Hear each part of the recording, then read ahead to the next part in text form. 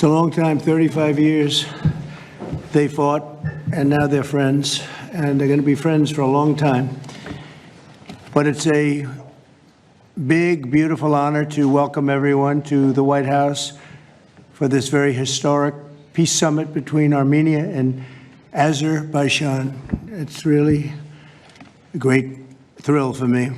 I love seeing good people get together, and that's what you have. You have two great leaders. I want to congratulate these two visionary people, Prime Minister Pashinyan and President Aliyev, for coming to Washington to sign this momentous joint declaration. It's a tremendously important document, and it's been a long time in coming. They were explaining before that so many times they thought they could get there. It never happened, just never happened.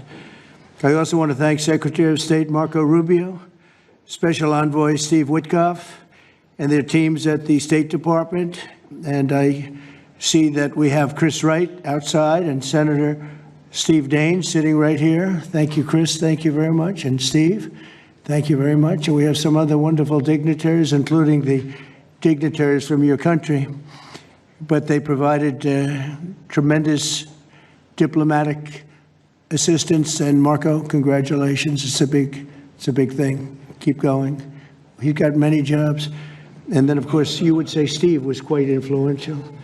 I call him Henry Kissinger, who doesn't leak.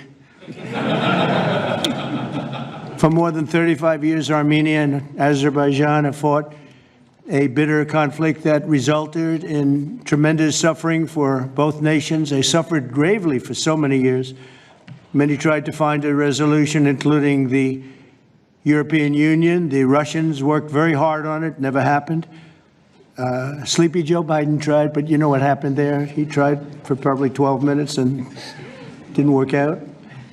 And many other countries tried, and they were unsuccessful. But with this accord, we've finally succeeded in making peace, and we just left the Oval Office where we signed voluminous documents and very important elements to the agreement. The country of Armenia and Azerbaijan are committing to stop all fighting forever, open up commerce, travel, and diplomatic relations, and respect each other's sovereignty and territorial integrity, so importantly. And I just spent a lot of time with these two men. I think they're going to have a great relationship. You want to know the truth?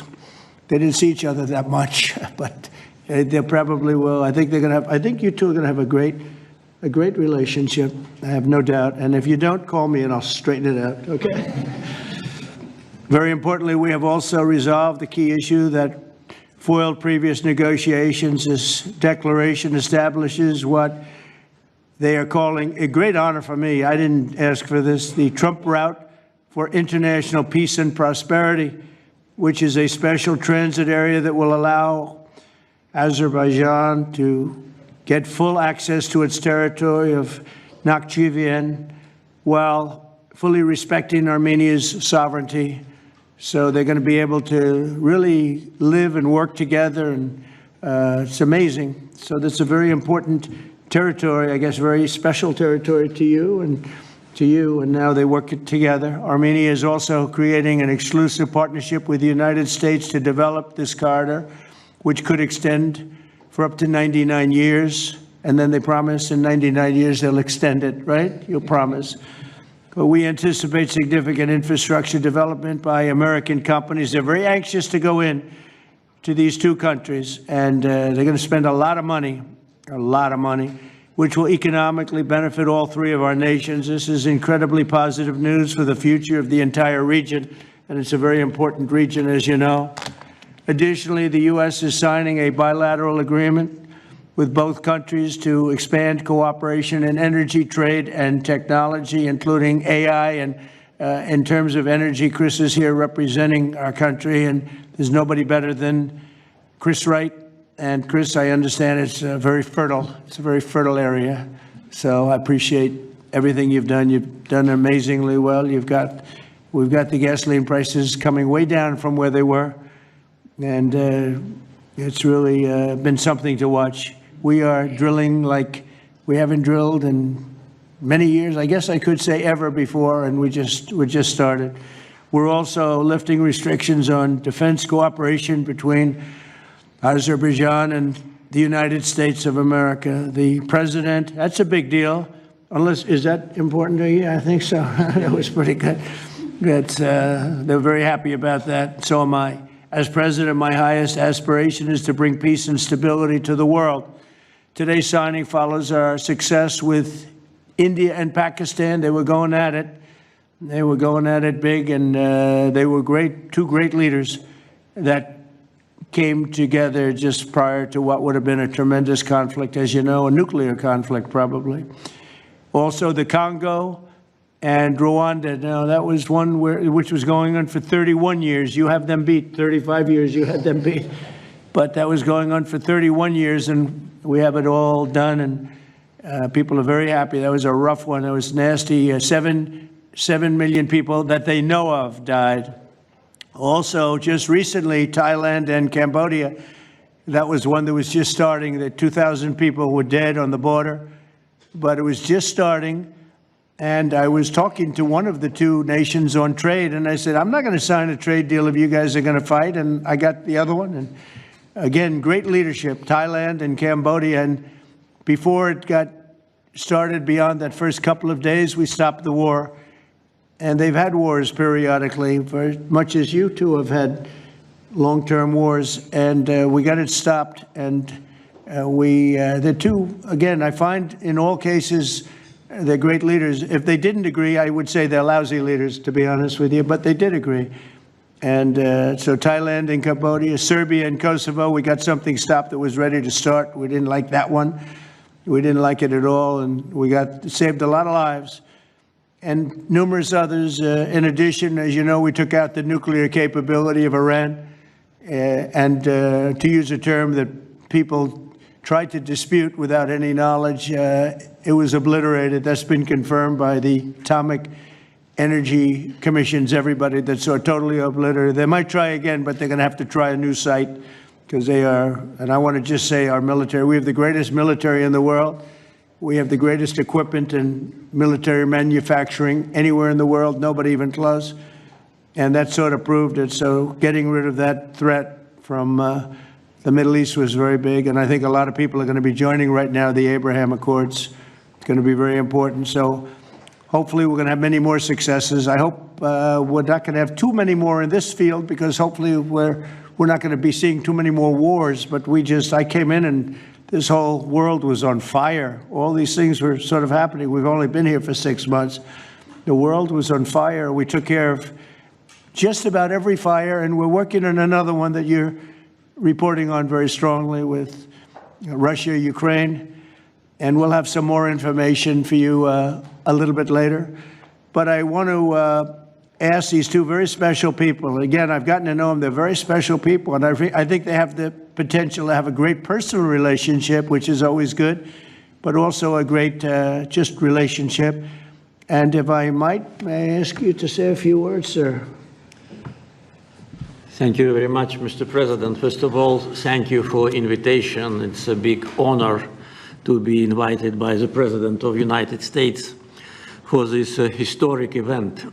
Actually, we are writing a new history in a bilateral interstate relationship between the United States and Azerbaijan.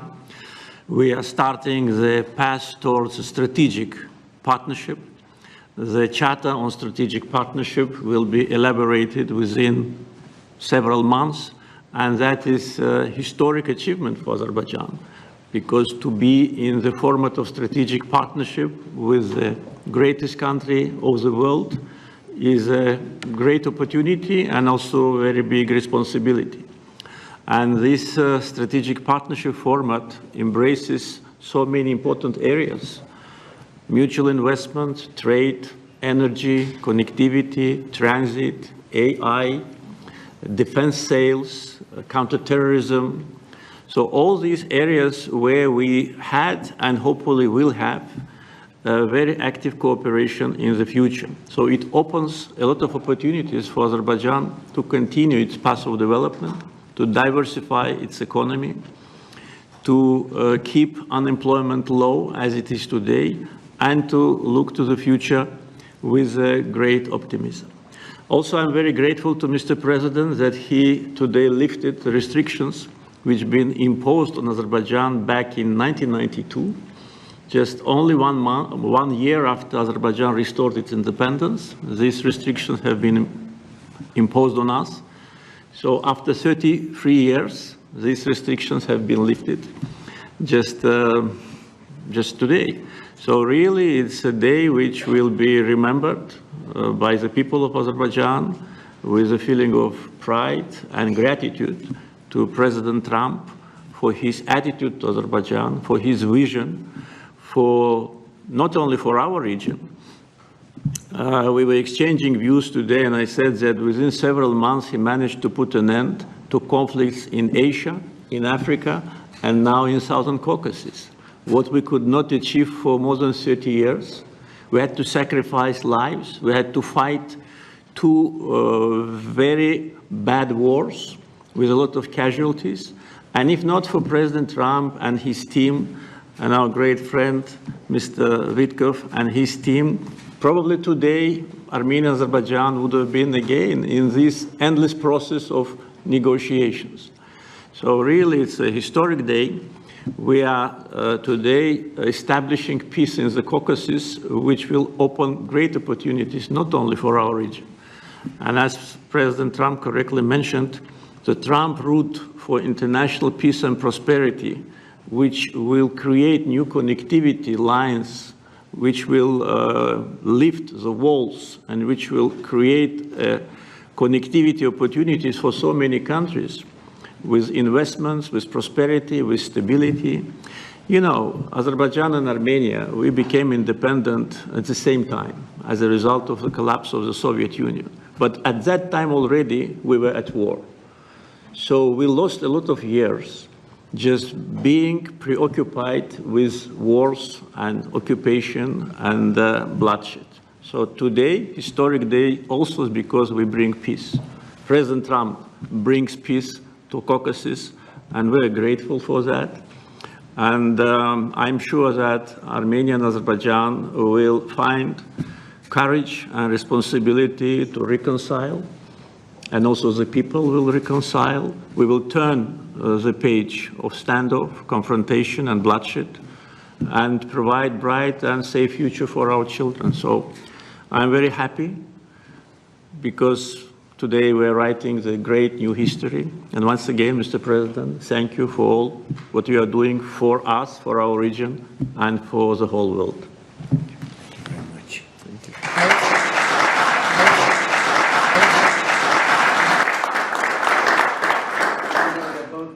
Great leaders. How long have you been in the leadership position? 22 years. 22 years. Yeah. That's pretty good. That means he's tough and smart. And it's an amazing part of the world. Congratulations. Thank What you. a great honor to be involved. Thank you very much. Please. Thank you, Mr. President, ladies and gentlemen. Today we have reached a significant milestone in Armenia-Azerbaijan relations. We're laying a foundation to write a better story than the one we had in the past. This breakthrough would be simply not have been possible without President Trump's personal engagement and his resolute commitment to peace in our region. The initiating of peace agreement will pave the way to end the decades of conflict between our countries and open a new era based on the full respect for the sovereignty and territorial integrity of each other. Today's declarations, which President Trump personally will sign as well as witness, gives confidence and assurance that we are opening a chapter of peace, prosperity, security, and economic cooperation in the South Caucasus. In this context, allow me to highlight the agreement on opening transport communications in the region based on the principles of sovereignty, territorial integrity, and jurisdiction. I'm particularly thrilled that together with the US, Armenia will work to bring to life the Trump Road for Peace and Prosperity, a connectivity project that will unlock the entire region. TRIP will unlock strategic economic opportunities that will create long-term benefits. It will promote infrastructure investment, enhance regional connectivity, and strengthen U.S. leadership as a champion of conflict resolution. I want to thank President Trump and his team for brokering this game-changing outcome between Armenia and Azerbaijan. This is a great deal we've achieved today. This is a success for our countries and for our region, and a success for the world, because a more peaceful region means a safer world. This is peace through strength in a neutral. Mr. President, today's great achievement is yet another testimony to your global leadership and your legacy as a statesman and a peacemaker on the world stage. Bringing peace required vision, political courage, and determination. But what is most important is that it requires faith in the cause. As it is said in the Holy Bible, blessed are the peacemakers, for they will be called children of God. May God enlighten this way. Thank you, and my congratulations to all of us, President Aliyev, to you, to all of us, colleagues from Azerbaijan, Armenia, United States, and all the people of our region, all the people of our countries, and my congratulations to the world, because, as I said, it will definitely make world a better place. Thank you. Thank you very much.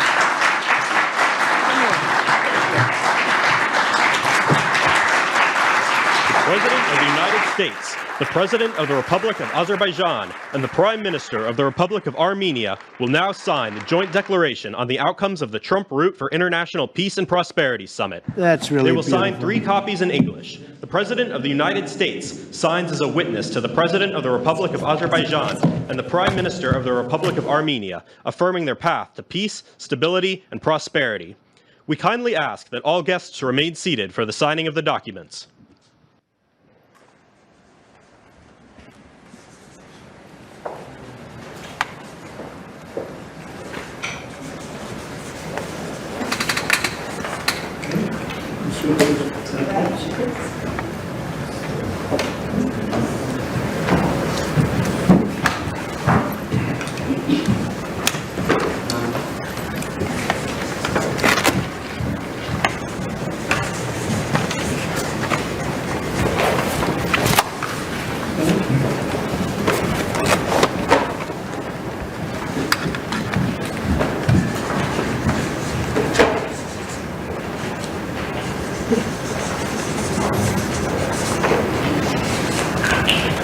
That is so great, and we'll hold up, how about holding up that document, all right?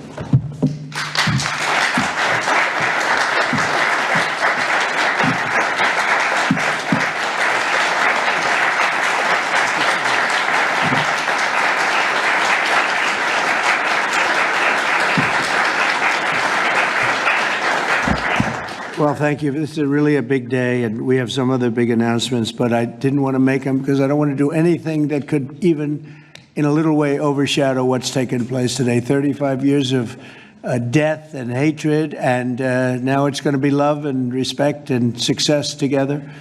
And I didn't really want to do anything that would in any way overshadow. I don't think it can be overshadowed when you're at war and so many people have suffered and so many people have been killed, and now you're going to have great peace. And I look forward to that corridor, because that corridor sounds, I'm going to have to get over there. I'll bring Senator Daines with me, and we're going to have to get over there, Steve. So, but this is a really great achievement, and I congratulate you. You're 2 incredible leaders. You're going to go down in history. And I've read the whole thing about how long it took, and you thought you were there and people let you down, and sometimes you probably let people down. Maybe, I don't know how it works, but that's the way it usually does. But this is something that is very, very special. So I don't want to get in the way of it at all, but we'll take a few questions, maybe at least slightly related, but we have some other things to announce later on in the day. Peter, please. Related, just because you mentioned the elusive peace in Ukraine. Who is holding up this Ukraine ceasefire summit? Is it Putin or is it Zelensky? Well, I think it's, that one is, as you know, we've been working on a lot of these deals. We've closed every single one of them all throughout the world, and that's the last of them. And they're losing, Peter, about 6, maybe even 7,000 soldiers every single week. Russia, as you know, lost almost 25,000 over the last month and a half, and Ukraine lost just a small number, fewer. It's a lot of people are dying, and I think we're getting very close. And we're going to be announcing later on. We're going to have a meeting with Russia. We'll start off with Russia, and we'll announce a location. I think the location will be a very popular one for a lot of reasons.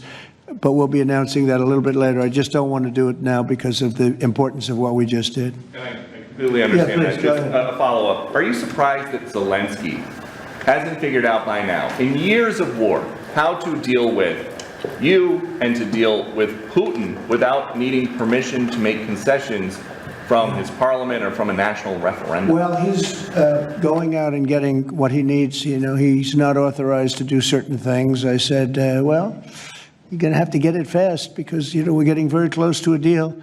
And he's doing that, and he's working with the European nations, and they're terrific people, terrific leaders, NATO. And as you know, I became very friendly with them. They agreed to go from 2% to 5%, 2% that they didn't pay to 5% that they've already paid. It's trillions of dollars. So, you know, we're working together very closely. But no, in all fairness to President Zelensky, he's getting everything he needs to assuming we get something done. But I'll be meeting very shortly with President Putin. It would have been sooner, but I guess there's security arrangements that unfortunately people have to make. Otherwise, I'd do it much quicker. He would too. He'd like to meet as soon as possible. I agree with it. But we'll be announcing that very shortly, okay?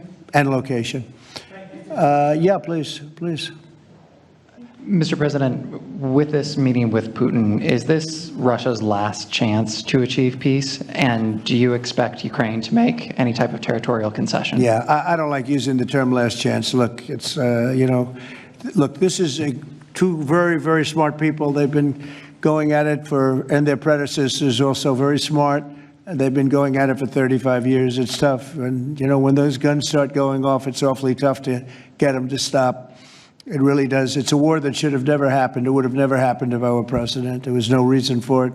So many people are killed, so much cultural destruction. You look at those magnificent towers, the most beautiful in the world. You know, the spires were considered the most beautiful in the world. They're all in 1 million pieces laying on the ground, all obliterated, knocked into 1 million pieces. So sad. But millions of people have died. And very, very much set in their ways. A lot of people were set in their ways, but I think we're getting close. I mean, this was not my war. This was Biden's war. But the European Union has been great. As you know, they're purchasing equipment from us. They have a lot of money, and they're spending a lot of money on buying equipment. We're not spending money, but we are supplying them equipment. They're paying for it. And I think, you know, that a lot of things happened recently that would make this go forward. I'm not going to mention anything having to do with India, but maybe that had an impact. But what really had an impact was NATO has stepped up in terms of their spending on buying military equipment. You know, we're in for probably through Biden and his people, $350 billion. $350 billion. When they hear these numbers, you're saying that's a lot of money. $350 billion the United States has spent on that. It should have spent nothing because it should have never happened. It would have never happened. And Europe is in for over $100 billion, which is, it should be the opposite if we were in for anything, but it should be the opposite. And I will say that Europe wants to see peace. The European leaders want to see peace. President Putin, I believe, wants to see peace, and Zelensky wants to see peace. Now, President Zelensky has to get all of his everything he needs, because he's going to have to get ready to sign something, and I think he is working hard to get that done. Will Zelensky have to give up territory, Mr. President? Well, you're looking at territory that's been fought over for 3.5 years with, a lot of Russians have died, a lot of Ukrainians have died. So we're looking at that, but we're actually looking to get some back and some swapping. It's complicated. It's actually nothing easy. It's very complicated, but we're going to get some back. We're going to get some switched. There'll be some swapping of territories to the betterment of both. And but we'll be talking about that either later or tomorrow or whatever. Yeah, please. Say it. If I could ask a question of your guests and also of you. Yeah. Of the guests, will the Armenians from Nagorno-Karabakh be allowed to return? And also, do you have any thoughts on the talk about President Trump winning the Nobel Peace Prize? And for President Trump, you're working on resolving 2 other major conflicts. In Gaza, you've spoke of resettling the Gazans. The country of Somaliland has expressed potential interest if you were to diplomatically recognize their independence. Are you inclined to do so? And also, did President Putin present an award to Mr. Witkoff during their recent visit? He likes Mr. Witkoff, I can tell you that. That's true. Please, go ahead. I think President Trump deserved to have a Nobel Peace Prize, and we will defend that, and we will promote for that, and that's obvious. So, and today's event, I think, is a very bright expression of that, and hopefully you will invite us to Front row. You'll be front row. yeah. Thank you very much. We are in favor. Thank you. Thank you. Can I have a suggestion? Yes. So maybe we agree with Prime Minister Pashinyan to send a joint appeal to Nobel Committee to award President Trump with the Nobel Peace Prize, because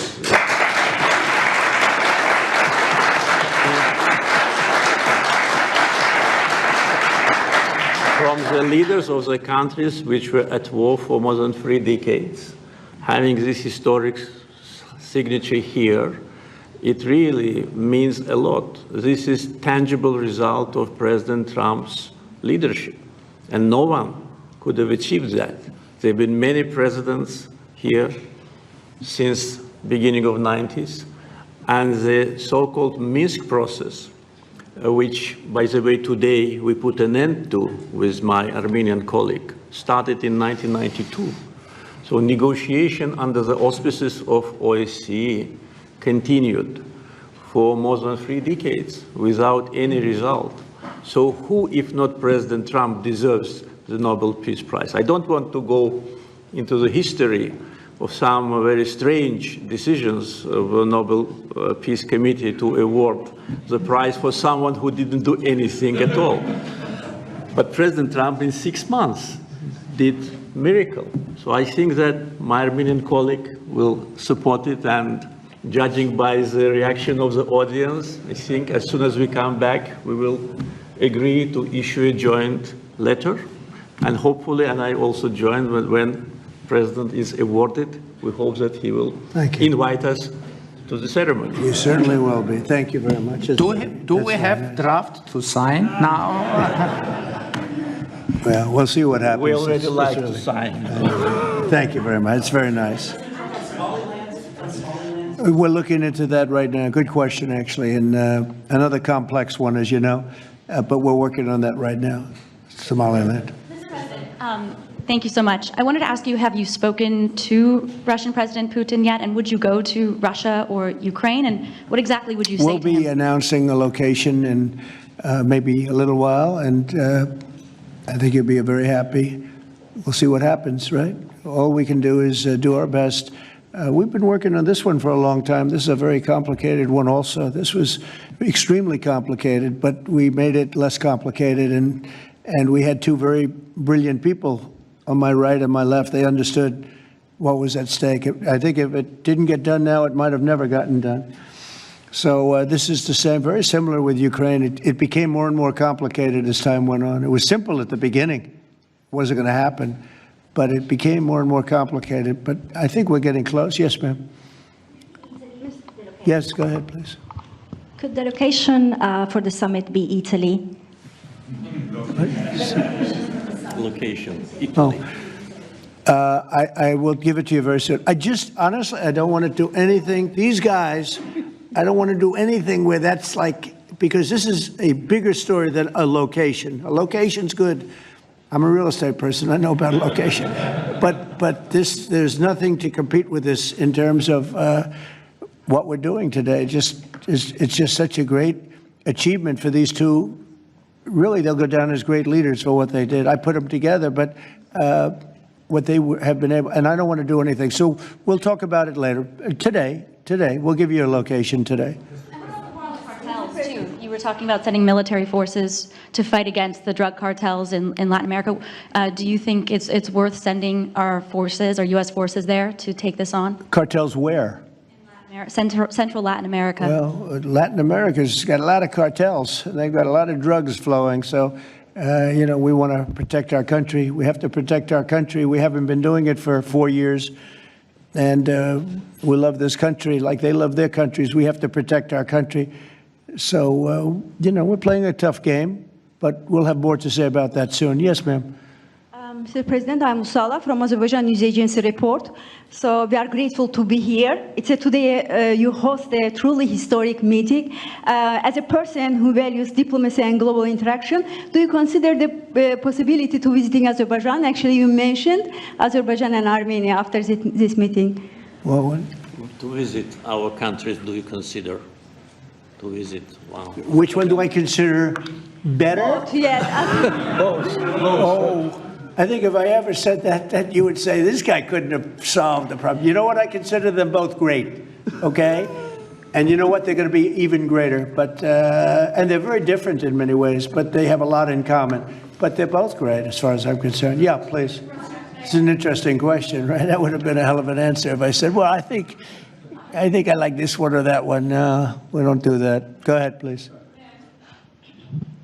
Mr. President, first of all, thank you for bringing peace to South Caucasus, something that no one has been able to achieve in 35 years. Thank you. That's number one. We also noticed that you think highly of the commitments that the sides have taken on and assumed.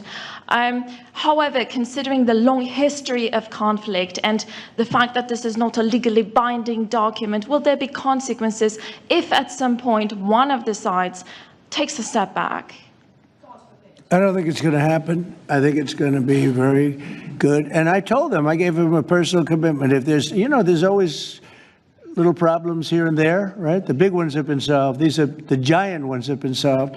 But if there's conflict, they both know they're going to call me and we're going to get it straightened out. They're not going to have a problem.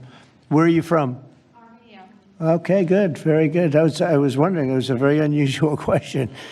But it's not unusual considering you're from Armenia. If there's a problem, we will get it worked out. I told them both, don't let the problem last. We get it early and we'll get it solved. Good reporter you have over there. Okay? Can I ask? Please. Can I add? Yeah. First of all, I'd like to say that today we initialed the peace deal, which was in the process of negotiations for quite a while.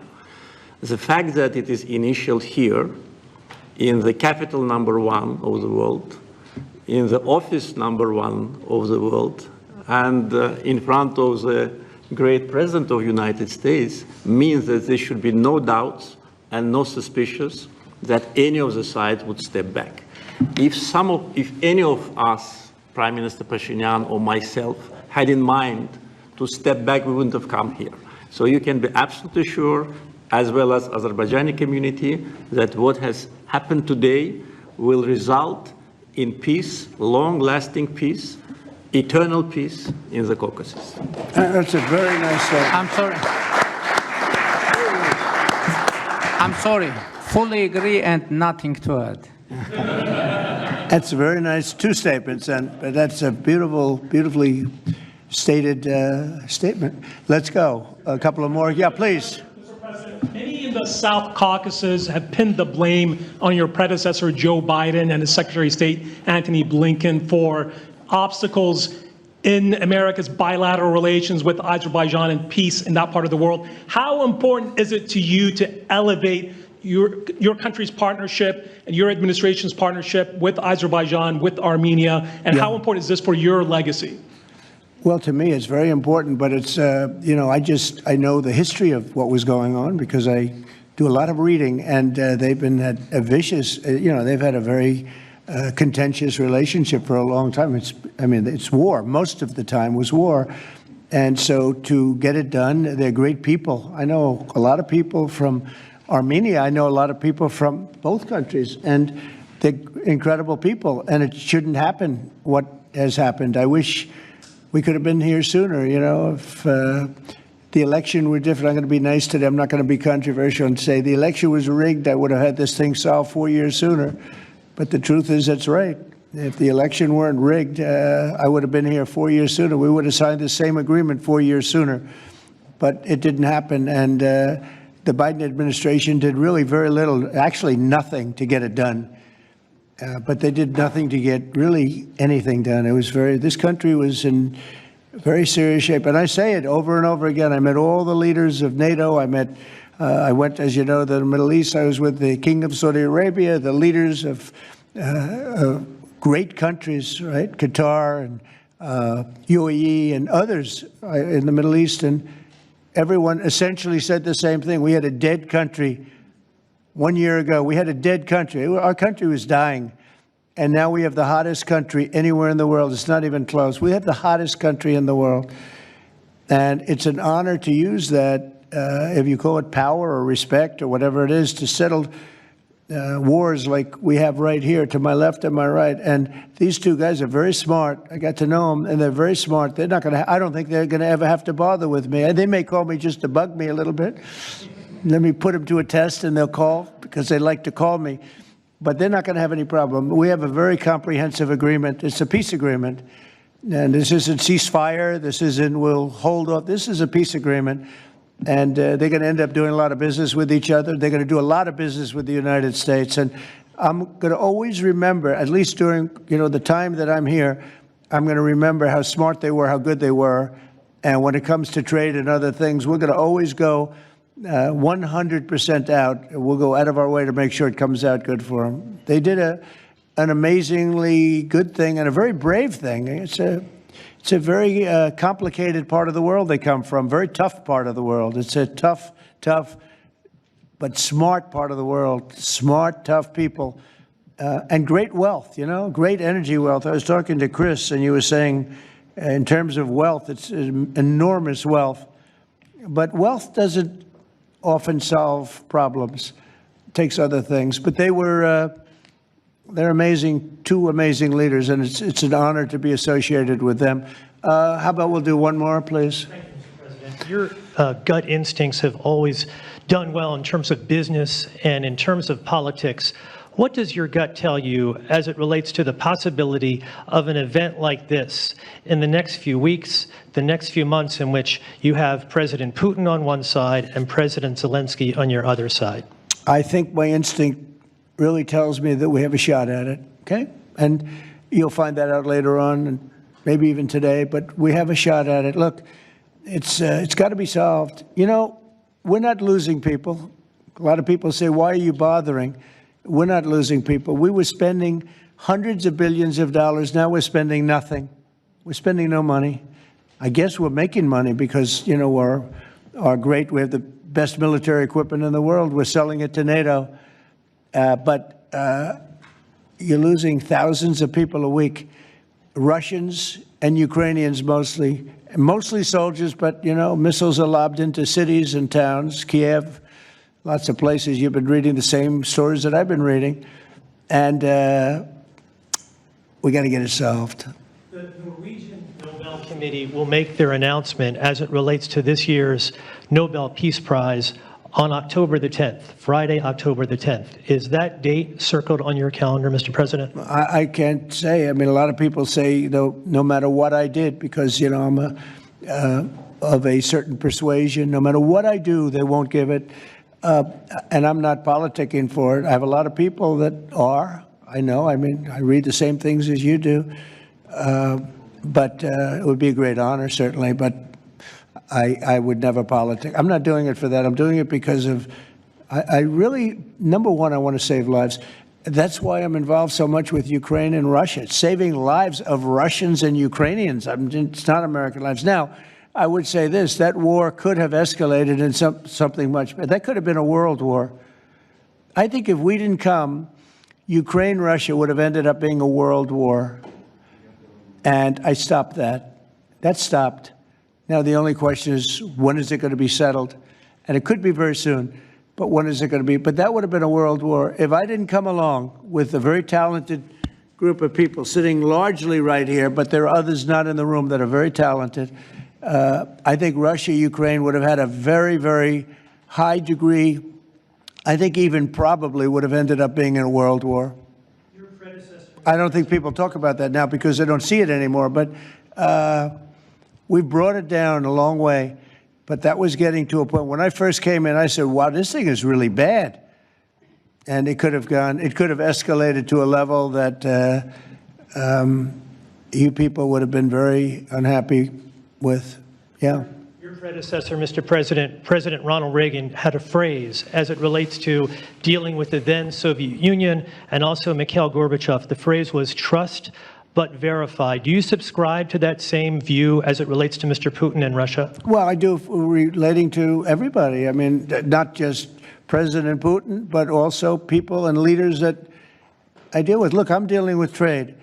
And some of the worst deals we made, some of the worst trade deals we have, I talk about friend and foe, right? Friend and foe, two interesting words. Some of our worst trade deals were not with the foe, they were with the friends. Our friends were just killing us on trade. Not anymore. Not anymore. We're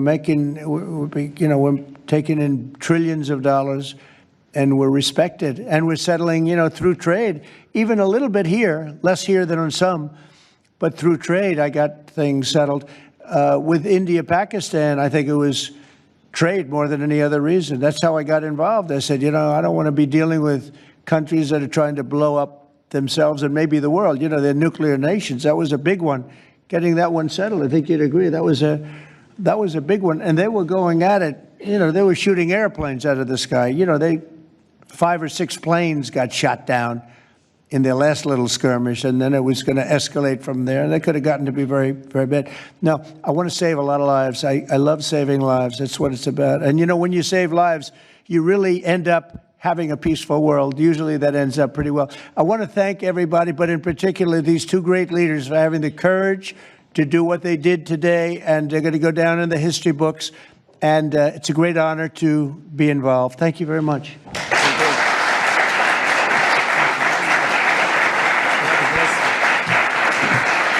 Thank you.